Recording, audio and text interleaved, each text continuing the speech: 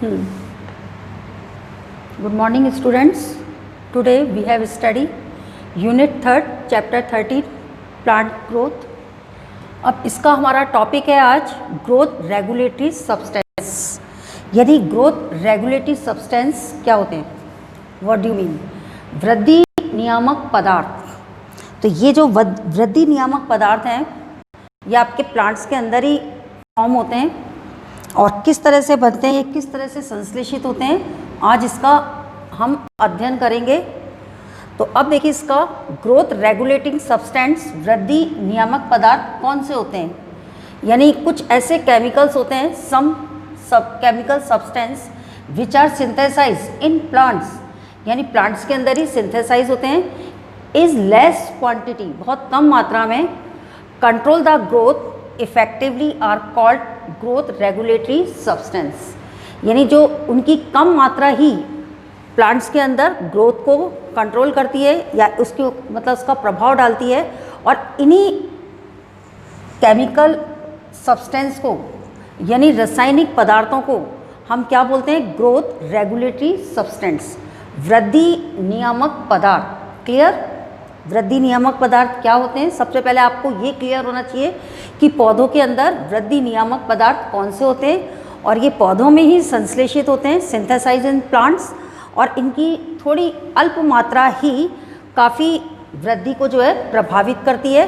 तो ये जो पदार्थ हैं इनको हम बोलते हैं ग्रोथ रेगुलेटरी सब्सटेंस, यदि वृद्धि नियामक पदार्थ। अब ये वृद्धि नियामक पदार्थ जो है इनके बारे में हम देखेंगे कि इसकी डिस्कवरी किसने करी थी, इसको किसने खोजा था, इसकी हिस्ट्री है थोड़ी, वो मैं आपको यहाँ पे इंट्रोड्यूस करा रही हूँ इसकी हिस्ट्री से। सबसे पहले एक साइंटिस्ट था हमारा, जर्मन साइंटिस्ट, जिसका नाम था जूलियस वॉन सच। 1882 में उसने आपके ये वृद्धि नियामक पदार्थ यानी प्रमोटिंग हार्मोन्स प्लांट्स के अंदर खोजे थे, सुझाव दिया था कि प्लांट्स के अंदर कुछ प्रमोटिंग हार्मोन्स होते हैं जो कि किस पे मतलब ये उनकी रेस्पॉन्सिबिलिटी क्या होती है? ग्रोथ रेगुलेटरी सब्सटेंस यानी वृद्धि नियामक पदार्थ की तरह कार्य करते हैं। ये सबसे पहले प्रेजेंटेड किया था आपके जर्मन साइंटिस्ट जूलियस वॉन सच, यानी प्लांट्स के अंदर वृद्धि के लिए नियमित पदार्थों की उपस्थिति का होना आपके इस जर्मन साइंटिस्ट ने दिया फर्स्ट। सेकेंडली स्टर्लिंग साइंटिस्ट है 1902 का, इसने इसी के लिए कौन से वर्ड्स के लिए? ग्रोथ रेगुलेटिंग सब्सटेंस के लिए, जो कि प्लांट्स के अंदर होते हैं, उसके लिए एक वर्ड्स, एक टर्म्स यूज़ करी, एक परिभाषित शब्द यूज़ किया जिसको हम बोलते हैं हार्मोन। ये हार्मोन्स ही आपके सब्सटेंस हैं, एक पदार्थ हैं, नियामक पदार्थ हैं जो कि पौधों के अंदर पाए जाते हैं। अब मैं थोड़ा सा आपको हार्मोन्स का बता दूं, ये हार्मोन्स क्या होते हैं। पादपों में पाए जाने वाले हार्मोन्स कई प्रकार के हार्मोन्स हैं, वो हम पढ़ेंगे भी आगे, लेकिन अभी आप यहाँ पे हार्मोन्स का मीन देखिए। हार्मोन्स का मीन होता है आई वॉकअप। आई वॉकअप मीन्स मतलब मैं आपको जगाता हूँ। हार्मोन्स का अर्थ होता है कि मैं जगाता हूँ, ये अर्थ होता है। और किसके लिए जगाता हूँ? प्रोडक्टिविटी, आपके उत्पादकता के लिए, कोई भी चीज़ बनाने के लिए मतलब।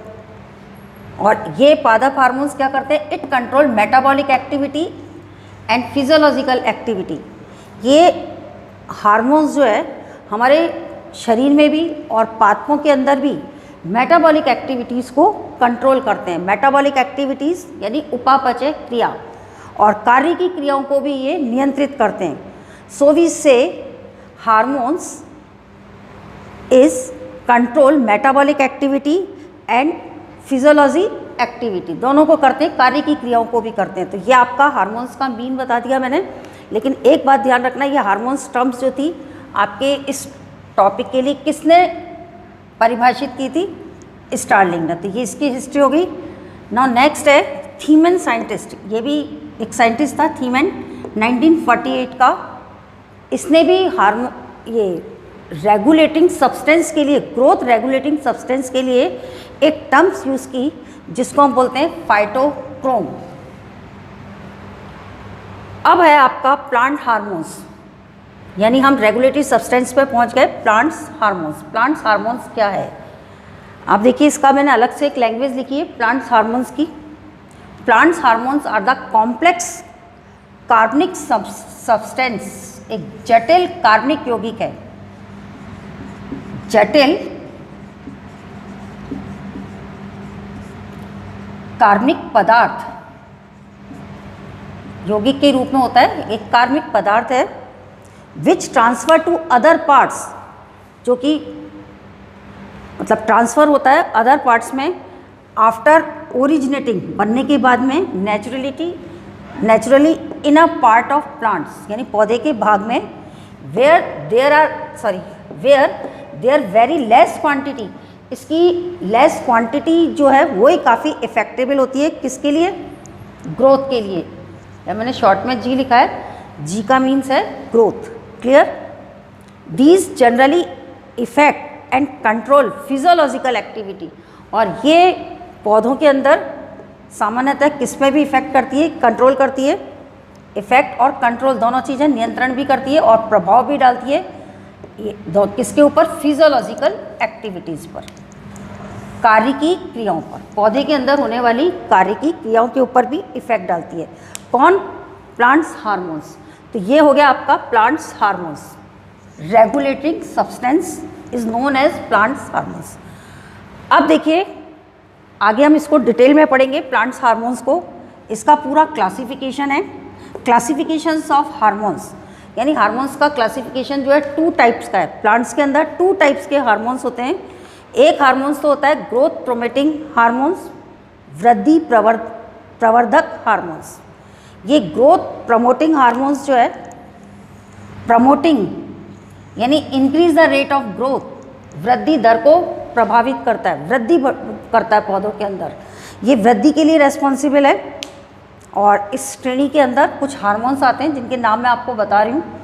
ऑक्सिन, जिब्रेलिन, यहाँ मैंने शॉर्ट में जिब्रेलिन को जी से डिनोट किया है, साइटोकाइनिन, ये कुछ हार्मोन्स हैं जो कि इस वर्ग की श्रेणी में आते हैं। कौन सी में? प्रमोटिंग हार्मोन्स की श्रेणी के अंदर। फिर सेकेंडली है आपका क्लासिफिकेशन के अंदर सेकेंड नंबर का हार्मोन्स है ग्रोथ इनहिबिटरी हार्मोन्स। ये हार्मोन्स जो होते हैं वृद्धि अवरोधक हार्मोन्स होते हैं। आपके अवरोधक यानी ये क्या करते हैं? ग्रोथ को रिड्यूस करते हैं, वृद्धि की दर को कम करते हैं। अब वृद्धि की दर को कम करने वाला हार्मोन्स है, एक हार्मोन्स है जिसको हम स्ट्रेस हार्मोन्स भी बोलते हैं, तनाव हार्मोन्स, और उसका नाम है एबिसिक अम्ल, एबिसिक एसिड। ये तनाव हार्मोन्स कहलाता है प्लांट्स के अंदर, और ये क्या करता है? वृद्धि की दर को डिक्रीज करता है। क्लियर? समझ में आ रहा है? वृद्धि की दर को डिक्रीज करना यानी रिड्यूस करना। रिड्यूस करने वाला हार्मोन्स तो है वृद्धि अवरोधक हार्मोन्स यानी ग्रोथ इनहिबिटरी हार्मोन्स, और वृद्धि दर को तेज करना, इंक्रीज करना, बढ़ाना, वृद्धि दर को बढ़ाने का हार्मोन्स जो है वो है promoting hormones, growth promoting hormones, जिसको हम GPH और इसको हम GIHP शॉर्ट में बोल सकते हैं। और इन दोनों के क्लासिफिकेशन में ये कुछ हार्मोन्स जो है इनकी श्रेणी में आते हैं। इसके अंदर डिक्रीज के अंदर या रिड्यूस में तो आता है एबिसिक एसिड, और आपके रेट ऑफ ग्रोथ के अंदर इंक्रीज ऑक्सिन, जिब्रेलिन और साइटोकाइनिन। अब हमें सबसे पहले ग्रोथ प्रमोटिंग हार्मोन्स के बारे में पढ़ना है कि ग्रोथ प्रमोटिंग हार्मोन्स का ये जो क्लासिफिकेशन है ना, हमने 2 टाइप में बताया, तो अब हमें डिटेल में देखना है ग्रोथ प्रमोटिंग हार्मोन्स कौन से होते हैं। अब देखिए, ग्रोथ प्रमोटिंग हार्मोन्स की मैं यहाँ लिस्ट बता रही हूँ आपको, और फिर उसको हम डिस्कस करेंगे।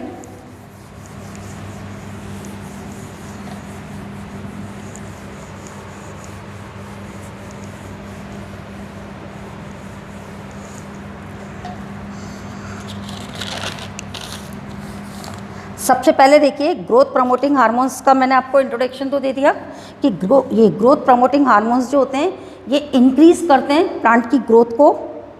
और कुछ हार्मोन्स जो है इसकी जो श्रेणी में आते हैं वो मैं यहाँ लिस्ट बता रही हूँ कौन कौन से हार्मोन्स इसकी श्रेणी में आते हैं।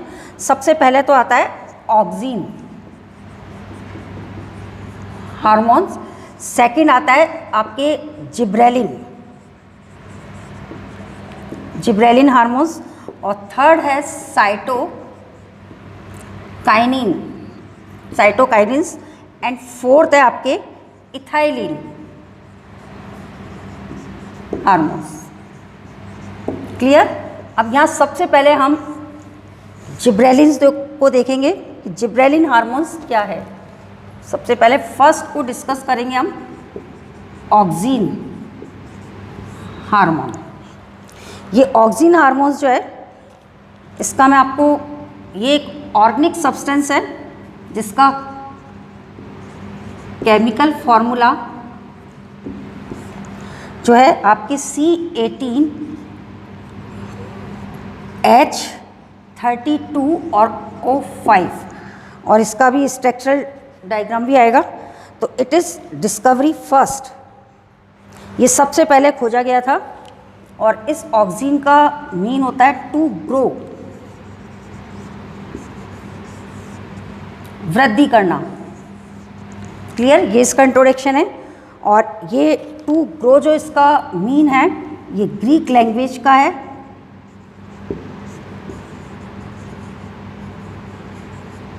ग्रीक लैंग्वेज में ऑक्सिन का अर्थ होता है टू ग्रो, वृद्धि करना। इट इज़ फर्स्ट डिस्कवर, सबसे पहला ये हार्मोन्स प्लांट्स के अंदर खोजा गया था। ध्यान रखना, सबसे पहले फर्स्ट डिस्कवरी इस हार्मोन्स की हुई थी, इसकी ऑक्सिन हार्मोन्स की, जिसका मेन ग्रीक लैंग्वेज में मीनिंग है टू ग्रो, वृद्धि करना। और इसका केमिकल फॉर्मूला जो है आपका C18H32O5, रासायनिक सूत्र जो है ये है। It is promotes elongation in the shoot apex cell of the plants के अंदर ये ऑक्सिन कहाँ, इसकी अक्रेंस कहाँ है ये भी ध्यान रखिए। प्लांट्स के अंदर ये शूट अपेक्स पर, कहाँ पर इसकी अक्रेंस कहाँ है? Shoot apex. शूट अपेक्स को हम बोलते हैं प्ररोशीश।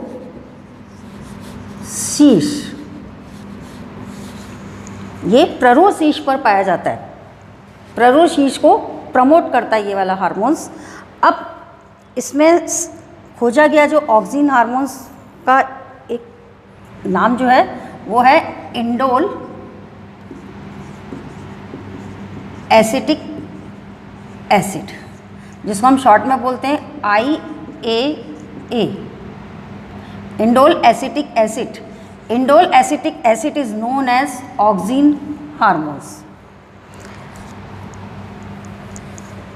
ये मैं रफ कर रही हूँ, इसको आप नोट कर लेना। आपके ये लेसन खोलोगे तो आपके लेसन के अंदर ये वाला जो टॉपिक है ग्रोथ रेगुलेटिंग सब्सटेंस के अंदर जो हार्मोन्स का क्लासिफिकेशन है उसके अंदर आपके चारों आ जाएंगे। अभी हमें ऑक्सिन में ही आगे पढ़ना है। अब देखिए ऑक्सिन के बारे में और नेक्स्ट जानकारी क्या क्या है। ये वृद्धि दर को बढ़ाता है हार्मोन्स, ग्रोथ प्रमोटिंग हार्मोन्स है। और इसकी अक्रेंस जो है ये आपको मैंने बताई शूट अपेक्स के अंदर होती है। अब देखिए इसमें कौन से साइंटिस्ट ने इसके बारे में ये फॉर्मूला जो है बताया था, उसमें नाम मैं आपको बता रही हूँ। कोगेल एक साइंटिस्ट था, Kogl and Hanks Smith. Hanks Smith scientist था और 1931 इसने ह्यूमन यूरिन से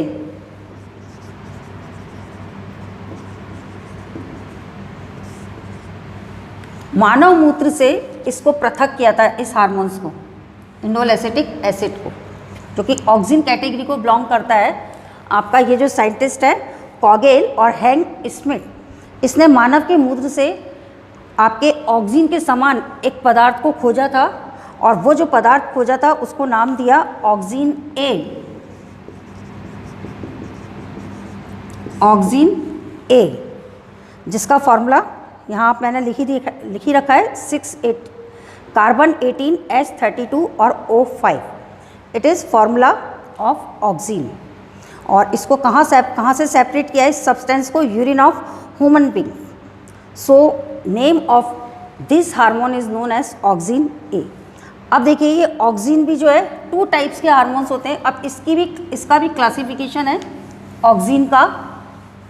एक तो होती है नेचुरल ऑक्सिन और एक होती है सिंथेसाइज ऑक्सिन।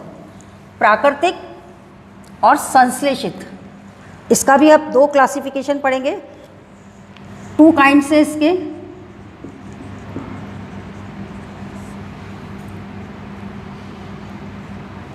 फर्स्ट तो है आपके नेचुरल ऑक्सीजन एंड सेकेंडली है सिंथेटिक ऑक्सीजन।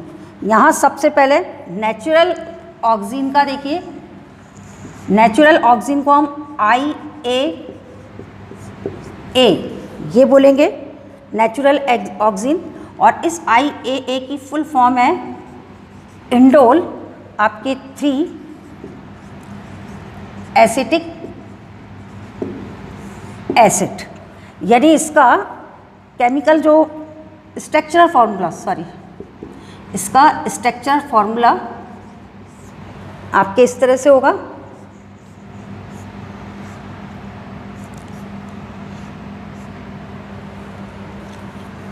इसमें एक एसिटिक ग्रुप जो है अटैच्ड है,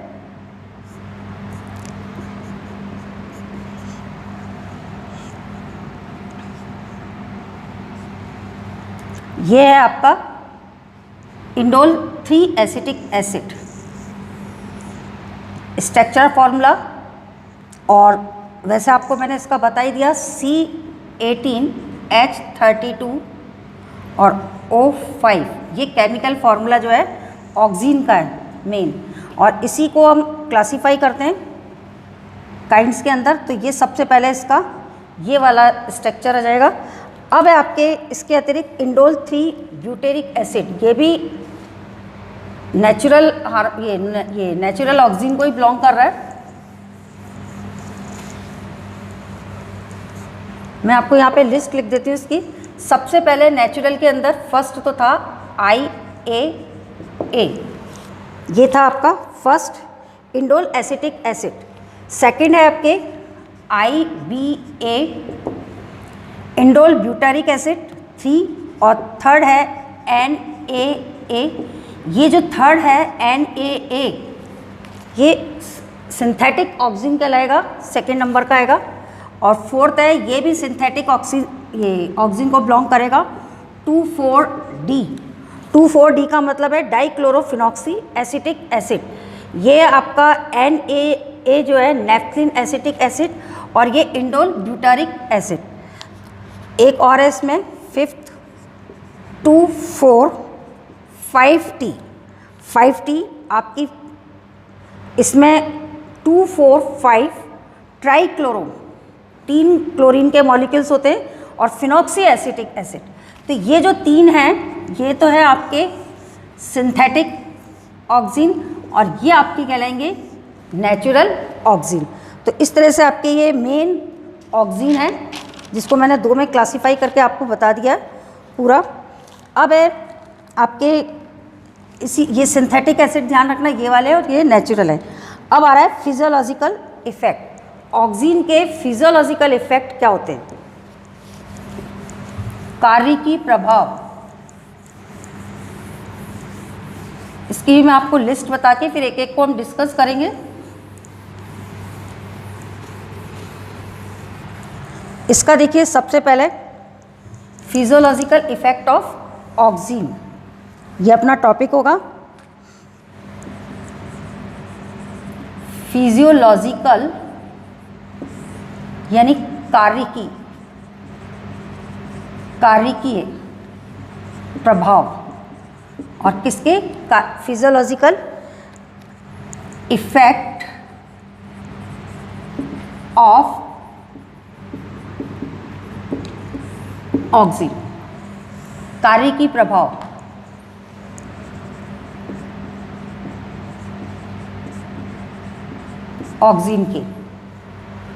ऑक्सीजन के कार्यकी प्रभाव में सबसे पहला प्रभाव आता है शीर्ष प्रभाविता, एपिकल डोमिनेंस। शीर्ष प्रभाविता जिसको हम बोलते हैं apical dominance, apical dominance.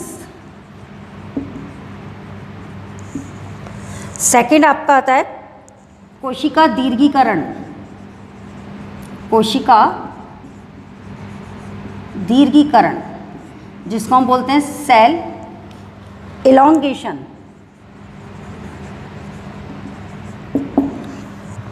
Third है जड़ों का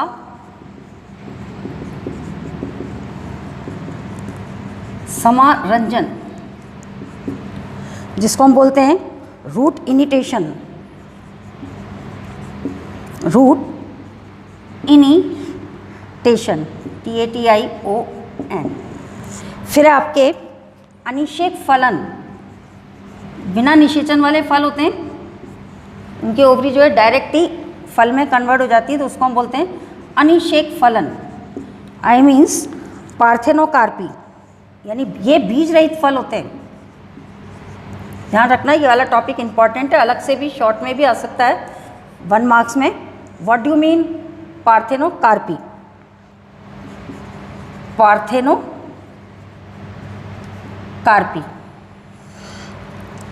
फिर आपके प्रिवेंटेशंस ऑफ लॉडिंग, प्रसुप्ता नियंत्रण, 5th प्रसुप्तावस्था नियंत्रण, जिसको हम बोलते हैं कंट्रोल ऑफ डॉर्मेंसी, कंट्रोल प्रसुप्त अवस्था को डॉर्मेंसी मेंसी। फिर है फसली पौधों को गिरने से बचाना, ये आएगा आपके ऑक्सीजन जो है फसली पौधों को गिरने से भी बचाता है, इसका इफेक्ट है, इसलिए ये टर्म्स भी है, पौधों को गिरने से बचाव, जिसको हम लिखेंगे प्रिवेंटेशन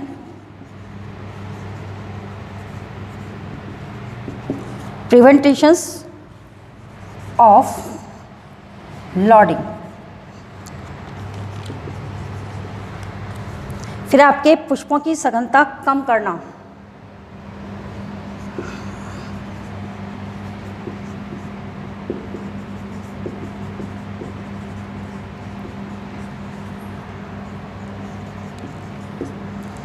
कम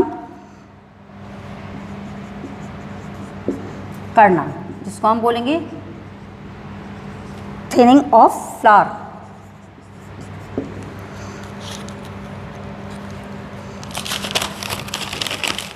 आपके पूरे ये 11 इफेक्ट्स हैं इसके। फिर है विल्गन पर प्रभाव, विल्गन पर प्रभाव। विल्गन क्या होता है? प्लांट्स पार्ट्स का गिरकर नीचे गिरना, फॉलिंग होना, जिसको हम बोलते हैं इफेक्ट ऑफ एबिशंस, ABSCISSION। फिर एक खरपतवारों का उन्मूलन, आपके खेतों के अंदर जो फसलें होती हैं उनकी स्पर्धा में कुछ अन्य फालतू के पौधे लग जाते हैं, जिसको हम बोलते हैं खरपतवार, उनका इरिटेशन करना, तो वो खरपतवार कहलाएगा। 9th नंबर का खरपतवारों का उन्मूलन, जिसको हम बोलेंगे इरेडिकेशन ऑफ वीड्स, खरपतवार। फिर 10 नंबर का है आपके पर्वों का लघुकरण, शॉर्टिंग ऑफ इंटरनोड्स, इसको मैं यहाँ लिख रही हूँ 10 नंबर, पर्वों का लघुकरण, पर्वों का लघुकरण।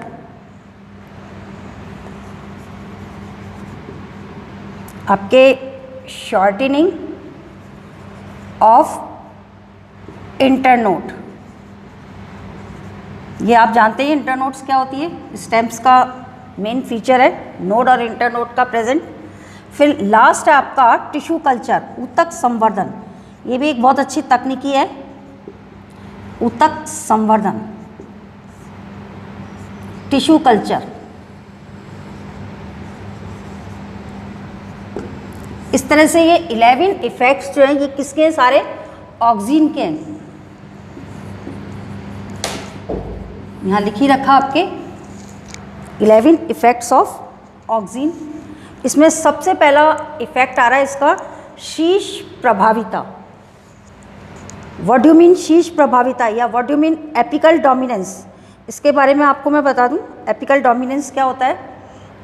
एपिकल डोमिनेंस का अर्थ होता है कि आपके ऑक्सीन जो है, जैसे कि मैंने आपको स्टार्टिंग में बताया कि शूट अपेक्स पर स्थित होते हैं, और जब तक ये अपेक्स पोर्शन पे प्ररोढ़ शीर्ष पर ऑक्सीन उपस्थित होता है, आपके प्लांट्स के नीचे से ब्रांचेस अराइज नहीं हो सकती हैं, कम चांसेस होते हैं अराइज होने के। तो शीर्ष प्रभाविता में क्या होता है कि ऑक्सीन जो है आपके प्ररोढ़ शीर्ष पर शूट अपेक्स पर मौजूद होता है, और ये पौधे की या प्लांट्स की लेंथ के लिए रेस्पॉन्सिबल है। तो इसको अगर हम हटा दें ऊपर से ऑक्सीन, या पौधे को ऊपर से कट कर दें, तो हार्मोन्स जो है नीचे की ओर स्थानांतरित हो जाते हैं और नोड्स ढूंढते हैं, आपके पर्वों से दूसरी शाखाएं अराइज हो जाती हैं। तो उससे क्या होता है, प्लांट जो है बुशी हो जाता है।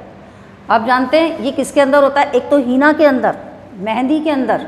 मेहंदी का जो पौधा है उसको माली क्या चाहता है? सघन और घना बनाना चाहता है।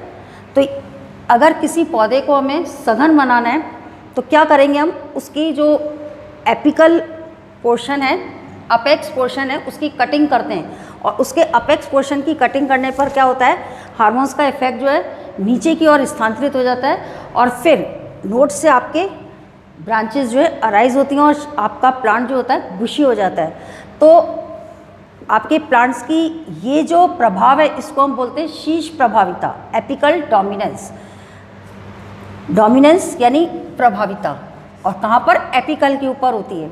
और इस एपिकल डोमिनेंस की प्रभाविता की जानकारी अगर किसी गार्डनर को है, माली को है, तो अपनी हैज को या गार्डन को जो है बहुत अच्छा और ब्यूटीफुल बना सकता है, बुशी बना सकता है। चारों तरफ जो एरिया लगाता है, सराउंडिंग एरिया जो है मेहंदी का जो लगता है, उसको सही कर सकता है। तो ये तो हुआ फर्स्ट इफेक्ट। दूसरा है सेल इलोंगेशन, कोशिका दीर्घीकरण, कोशिका विभाजन कहलाएगा। पौधों में वृद्धि करने से मतलब है इसका कोशिका विभाजन का यहाँ पे। और ये कोशिका विभाजन भी किसके अंदर होता है? आपके प्ररोढ़ शीर्ष पर। प्ररोढ़ शीर्ष पर सबसे पहले जो मेरिस्मेटिक सेल्स होती हैं वो डिवाइड होती हैं, फिर इलोंगेटेड होती हैं, फिर मैच्योर हो जाती हैं। तो इस तरह से इसका चलता है। फिर आपकी जड़ों का समारंजन। अब जड़ों के इसमें आपको मैं एक और चीज़ बता दूं आपको। दीर्घीकरण के अंदर, दीर्घीकरण में ये ध्यान रखना, जो शूट अपेक्स होता है वो तो शूट अपेक्स की जो सेल्स होती हैं इलोंगेटेड होती हैं, ऊपर की ओर राइज होती हैं। तो ये नेगेटिवली तो हो गया जियोट्रॉपिज्म, और पॉजिटिवली हो गया फोटोट्रॉपिज्म, यानी प्रकाश की ओर तो बढ़ना और नीचे गुरुत्व से दूर भागना। तो नेगेटिवली जियोट्रॉपिज्म बोलते हैं और पॉजिटिवली फोटोट्रॉपिज्म। अब आपके थर्ड टॉपिक्स, जड़ों का रंजन यानी रूट इनिटेशन। तो आपके ऑक्सीन हार्मोन्स जो है रूट के ऊपर भी इफेक्ट करता है। रूट के ऊपर कैसे करता है? अगर हम रूट का मैं आपको बता दूं, इसमें गुलाब की, बोगेनविलिया की या किसी और अन्य पौधे की हम कलम, ये फ्रूट्स प्लांट्स की भी कलम लेते हैं। तो इसको जैसे गुआवा की, अमरूद की, इनके पौधों की कलम को अगर हम चाहें कि इसमें जल्दी जो है रूट्स अराइज हो जाएं, तो इसके लिए जड़ों का समारंजन कैसे करते हैं? ऑक्सीन के घोल को उन जो हम कलम काटते हैं उसका 1/3 पोर्शन डीप करके रखें, और फिर कुछ समय पश्चात भूमि पर रोप दें, तो उसमें से जल्दी जड़ें जो है अराइज हो जाती हैं। तो ये ऑक्सीन के इफेक्ट से होती हैं। तो ये जड़ों का समारंजन कहलाता है, रूट इनिटेशन, यानी रूट जो है जल्दी ही निकलती है। अब है अनिषेक फलन। अनिषेक फलन को हम बोलते हैं पार्थेनोकार्पी। पार्थेनोकार्पी आई मीन्स अनिषेक फलन, इसी से आपका अभिप्राय निकल रहा है। बिना निषेचन के फल बनना। बिना निषेचन के फल कैसे बनता है? इसमें ओवरी जो होती है प्लांट्स की, आपके फीमेल पार्ट्स है ओवरी, ये female parts ovary without fertilization के फ्रूट्स के अंदर कन्वर्ट हो जाती है। तो this type of fruit is known as parthenocarpy. और इसमें हेल्प करता है आपका ऑक्सीन हार्मोन्स। अब है आपके प्रसुप्ता नियंत्रण, control of dormancy. Oxygen hormones को हम डॉर्मेंसी के लिए भी कंट्रोल करने के लिए भी यूज़ में ले सकते हैं। इसका मैं एग्जांपल बता दूं, आपके पोटैटो ट्यूबर्स, आलू के कंदों को, यानी उनमें से जो उसकी आइज़ होती हैं आँख की, जिसको हम बड बोलते हैं, डोमिनेंट बड, वो आपके अंकुरित नहीं हो, उसको रोकने के लिए, यानी हम एक आलू की ये पोटैटोज़ को जो है कम से कम 3 साल तक आप ये मतलब संभाल के रख सकते हैं। उसमें कंदों को प्रस्फुटित नहीं होने देते, यानी जो बड्स होती है ना, उसमें अंकुरण ना हो, कंट्रोल करने के लिए, उसकी प्रसुप्त अवस्था बनाए रखने के लिए ऑक्सीन जो है कंट्रोल करता है। तो ये कंट्रोल ऑफ डॉर्मेंसी कहलाएगा। और इसका सबसे बेस्ट एग्जाम्पल है आलू जिसको हम ट्यूबर बोलते हैं, और इसके अंदर जो बड्स होती है वो आपका ऑक्सीन का सॉल्यूशन जो है उसको कंट्रोल करता है। अब है फसली पौधों के गिरने से बचाव। फसली पौधों के गिरने से बचाव के लिए बहुत से ऐसे फसली पौधे होते हैं जो समय से पहले गिर जाते हैं और फल नहीं मिल पाता हमें उसमें, तो उसके बचाव के लिए हमें ऑक्सीन हार्मोन्स का उपयोग करते हैं। इसमें ऑक्सीन हार्मोन्स के उपयोग में देखिए, इसके अंदर फसली पौधों के अंदर भी यूज़ किया जाता है। आपका कई हार्मोन्स जो है वो यूज़ करते हैं, और ये ऑक्सीन हार्मोन्स फिर क्या करता है, इसका जब यूज़ किया जाता है सॉल्यूशन का, तो ये फसली पौधों का जो लोअर पोर्शन होता है उसको स्ट्रॉन्ग बनाता है, और स्ट्रॉन्ग बनाने से क्या होता है, आपकी फसल जो है समय ये आने से मतलब पकने से पहले गिरती नहीं है, तो उसका बचाव हो जाता है। तो इसको हम बोलते हैं प्रिवेंटेशंस ऑफ लॉडिंग।